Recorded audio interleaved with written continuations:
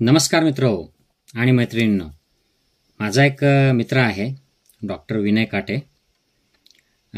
विनयने एक फारच सुंदर पोस्ट चाचा नेहरूंबद्दल लिहिलेली आहे. विनय अत्यंत मुद्देसूद लेखन करतो आणि ही जी पोस्ट आहे मला राहवलं नाही त्याच्या व्हिडिओद्वारे तुम्हाला सांगावी, म्हणजे तिचा अजून प्रसार होईल एवढाच उद्देश आहे. मी याची परमिशन काही त्याच्याकडनं घेतलेलं नाही आहे, पण त्याची माफी मागतो आणि तुम्हाला मी त्याचे मुद्दे वाचून दाखवतो. पंडित नेहरूंबद्दल खरं म्हणजे या स्वातंत्र्य महोत्सवाच्या काळात बरीच चर्चा झाली आणि ती याच्यासाठी झाली की भाजप RSSची जी मंडळी आहे, मोदी, शहा, या लोकांना नेहमी नेहरू गांधी यांच्याविषयी द्वेष असतो. गांधींना ते जास्त तेवढं टार्गेट करत नाहीत, कारण ते गांधी हे खूप वैश्य समाजात आणि इतर जातींमध्ये पण त्यांची खूप मान्यता जास्त आहे आणि टिपिकल जुनी पॉलिसी आहे. जे मनुवादी ब्राह्मणवादी व्यवस्था असते ते बुद्धाला संपवायचा प्रयत्न करतात. तो संपत नसेल तर मग हा आमचा आहे म्हणून त्याला 9वा 10वा जो काय अवतार असेल तो अगदी 12व्या शतकामध्ये त्याला अवतार म्हणून मान्यता देतात आणि मग आता तरी तुम्ही सोडावा तुमचा हट्ट आणि म्हणून आमचंच आहे म्हणून सगळ्यांना एक करायचं, त्यांच्या छत्राखाली एक करायचं. तसं बाबासाहेबांचं सध्या ते करतायत. गांधीजींचं त्यांनी खूप गांधींना मारायचा प्रयत्न केला, गांधीजींना फिजिकली मारलं, पण वैचारिकदृष्ट्या मारता येत नाही म्हणून ते आपले मान देतात. जिथे जातात तिथे कोणी असो, वाजपेयी असो, मोदी असो, गांधीजींच्या पुतळ्यापुढे नमावं लागतं. बुद्ध आणि गांधींचं नाव घ्यावं लागतं बाहेर गेल्यावर. त्यामुळे गांधी संपू शकत नाहीत. मात्र त्यांना गांधीजींचे जे शिष्य होते त्याच्यामध्ये 2 प्रमुख होते, नेहरू आणि पटेल. याच्यामध्ये आता नेहरू म्हटलं तर काश्मीरी ब्राह्मण आणि लिबरल माणूस. त्यांच्या मुलीने आंतरधर्मीय विवाह केला, पारशी व्यक्तीशी विवाह केला, जे गांधी जे होते फिरोज गांधी यांच्याशी. लिबरल होते आणि मायनॉरिटी मग असे सेक्युलर ब्राह्मण जरी, काश्मीरी ब्राह्मण जरी असले, ते पंडित असले तरी बिकॉज ही सो लिबरल, एवढे ते रॅशनल आणि वैज्ञानिक दृष्टीचे होते. अशा लोकांचा फॉलोअर ग्रुप फार नसतो. जे कट्टर फॉलोअर ग्रुप नसतो की त्यांच्यासाठी रस्त्यावर उतरेल आणि त्यांच्यासाठी अगदी मतपरिवर्तन करेल, लोकांचं मारतोड करेल, आंदोलनं करेल. असा फॉलोअप या डिसेंट लोकांसाठी नसतो. आता अब्दुल कलामांविषयी जर कोणी चुकीचं बोललं तर त्यांच्यासाठी काही लोक मोडतोड करणार नाहीत. तर असं हे डिसेंट लोकांचे फॉलोअर्स देखील डिसेंट असतात. भरपूर ग्रुप असतो यांना मानणारा. तो एक पडद्याखाली असतो. तो असा वर प्रदर्शन करत नाही. उथळ पाण्याला खळकाट फार नसतो त्यांच्या. ते डीप अंडरस्टँडिंगने त्यांना मानत असतात. तर यांना नेहरूंना नेहमी कमी दाखवायचं आणि मग पटेलांना सहानुभूती द्यायची. म्हणजे पटेल वोटर्स तिकडे एक्साइट होतात, त्यांना जुळतात. ओबीसी लोक जुळतात पटेलांच्या माध्यमातून. अशा प्रकारचा एक अजेंडा हे चालवतात आणि तो त्यांनी आता या स्वातंत्र्य महोत्सवाच्या काळात देखील चालवला. नेहरूंना पोस्टर्सवरनं काढणे, त्यांचा उल्लेख टाळणे, स्वातंत्र्य सेनानींच्या लढ्यामध्ये सावरकरांना टाकायचं, जे माफी मागून बाहेर आले, ब्रिटिश सरकारच्या पेन्शनवर राहिले, ज्यांनी 42च्या आंदोलनाला विरोध केला, स्वातंत्र्य सैनिकांच्या विरोधात कारवाया केल्या. या लोकांच्या कारवायांमुळे स्वातंत्र्य सैनिक पकडले गेल्याचे देखील रेकॉर्ड्स आहेत.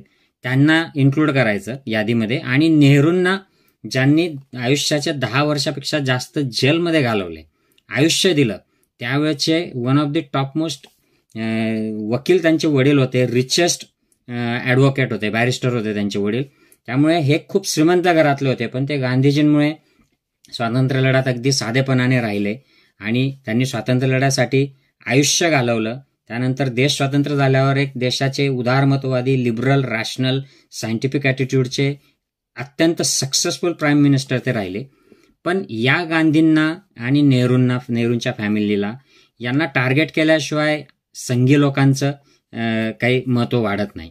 काँग्रेसच्या विरोधात बोलणं ठीक आहे, पण गांधी फॅमिलीला टार्गेट करणे, नेहरूंना टार्गेट करणे, ते कशा अय्याशी होते, त्यांचे कपडे इकडे जात, ते असे करायचे, अशा प्रकारचे ते अपप्रचार चालू ठेवतात. पण त्यांची जी पॉलिसी होती नेहरूंची, त्यांचं जे वैयक्तिक आयुष्य होतं, त्यांच्या अचिव्हमेंट्स होत्या, ह्या मात्र ते पुढे आणत नाहीत, त्याच्याविषयी बोलत नाहीत. कोणी बोललं तर गप्प बसतात. तर हे मुद्दे आहेत बघा, डॉक्टर विनय काटेंचे मुद्दे आहे का. पहिला मुद्दा, ते म्हणतात अत्यंत महत्त्वाच्या काही गोष्टी. नेहरूंकडे बॅरिस्टरी आणि इतर शिक्षणाच्या खऱ्या पदव्या होत्या. त्यांच्या वर्गातले असंख्य वर्गमित्र जगाला आज देखील माहीत आहेत नेहरूंचे. दुसरं, नेहरूंची इंग्रजी अस्खलित त्यांना इंग्रजी यायची. ते मिसेसला MRS असे वाचत नसत. आणि हे MRS कोणी वाचलंय टेलिप्रॉम्प्टरवरून ओळखून घ्या. नेहरूंनी कधीही टेलिप्रॉम्प्टर वापरून भाषणं दिले नाहीत. ते सरळ उत्तरं द्यायचे. त्यांचा एक BBCचा इंटरव्ह्यू, अनेक इंटरव्ह्यू त्यांचे सध्या व्हिडिओद्वारे फिरता आहेत. ते बघा तुम्ही. काय हुशार माणूस होता, काय ऑनेस्ट आणि ओपन माणूस होता. त्यांना विचारलं एखाद्या गोष्टीत तुमची अचिव्हमेंट किती झाली, तर ते इतके ओपन आणि ऑनेस्ट असायचे. ते म्हणायचे की या क्षेत्रात आम्ही अचीव्ह केलं, या क्षेत्रात अजून आम्ही मागे आहोत, आम्हाला इथे थोडंसं काम करायचं आहे. असं प्रामाणिक, अगदी डिसेंट, लिटरेट माणसासारखं इंटलेक्च्युअल आन्सर त्यांचं असायचं. पुढचं, आईन्स्टाईन, चार्ली चॅप्लिन सारखे लोक नेहरूंचे मित्र होते. त्यामुळे ते कधीही कुणाच्या गळ्यात पडत नसत. नेहरूंनी कधीही भीक मागून खाल्ले नाही. कारण एवढा गडगंज संपत्ती होती त्यांच्याकडे. त्यांनी उलट संपत्ती देशाला देऊन टाकली, त्यांच्या वडिलांनी. नेहरूंची बहुतांश खानदानी संपत्ती, घर, गाड्या वगैरे त्यांनी राष्ट्राला दान केली. हा मुद्दा मी आधीच म्हटलो. त्यांनी कधीही लोकांच्या पैशाने स्वतःला विमाने, गाड्या, महागडे गॉगल किंवा डिझायनर कपडे खरेदी करत ऐश केली नाही. कारण त्यांचंच वडिलोपार्जित एवढं होतं. नेहरूंचे त्यांच्या पत्नीवर अपार प्रेम होते आणि त्यांनी कधी पत्नीला सोडले नाही किंवा लपवून ठेवले नाही. नेहरूंच्या पत्नीने सुद्धा नेहरूंना स्वातंत्र्य लढ्यात तितकीच तोलामोलाची साथ दिली. नेहरूंनी कधी कुठल्या पोरीचे फोन टॅप केले नाहीत किंवा कुणामागे सरकारी जासूस लावले नाहीत मुलींसाठी. नेहरू प्रेस कॉन्फरन्स घ्यायला घाबरत नसत.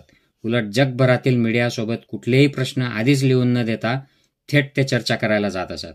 नेहरूंनी भाभा, साराभाई अशा विद्वान लोकांना हाताशी ठेवून विज्ञान आणि व्यवस्थापन संस्था उभ्या केल्या. त्यांनी कधीही कुठल्या भोंदू महाराजांच्या दरबारात डोके टेकवले नाही. अत्यंत महत्त्वाचा मुद्दा आहे बघा. आपण नशीबवान आहोत की असा पहिला प्राईम मिनिस्टर आपल्या देशाला मिळाला, सायंटिफिक ॲटिट्यूडचा. नेहरूंनी त्यांच्यावर टीका करणाऱ्या कुठल्याही पत्रकाराला खोट्या केसेस लावून जेलमध्ये टाकले नाही. खूप लोकांनी अगदी टोकाच्या टीका नेहरूंवर केलेल्या आहेत, परंतु नेहरूंनी त्या ॲक्सेप्ट केल्या. त्यांना पत्रकारांना त्रास दिला नाही किंवा विरोधकांना सुद्धा तसं ED, CBI आणि केसेस करून दाबलं नाही. नेहरू देशासाठी जवळपास 10 वर्ष जेलमध्ये राहिले होते. जेलमध्ये असतानाही ते विविध विषयांचा अभ्यास करत होते आणि उत्तमोत्तम साहित्य निर्मिती करत होते. मी देशासाठी घर परिवार सोडला, 10 वर्ष जेलमध्ये राहिलो वगैरे रडगाणे त्यांनी कधीही गायलं नाही, कधीच त्यांनी सांगितलं नाहीये. नेहरूंना जगभरातील मीडिया स्टेट्समन म्हणत असे. त्यांना कुणीही थापाड्या, गळे पडू वगैरे किंवा फेकू, आपल्याकडे जे फेकू चमकू शब्द वापरले जातात, असं त्यांना कोणी म्हणायचं नाही. त्यांना स्टेटमन म्हणून त्यांना रिस्पेक्ट केला जायचा. नेहरू कधीही उद्योगपती, सेलिब्रिटी लोकांच्या मागे धावत नसत. उलट तेच लोक नेहरूंनी आपल्याला 2-4 मिनिटं द्यावेत म्हणून धडपडत असत. नेहरू कधीही कुठल्या स्त्रियांच्या अमक्या पक्षाची विधवा, शूर्पणखेसारखे हास्य, इतक्या करोडची गर्लफ्रेंड वगैरे असा महिलांचा अनादर या खालच्या लेवलला जाऊन नेहरूंनी कधी असं कृत्य केलं नाही.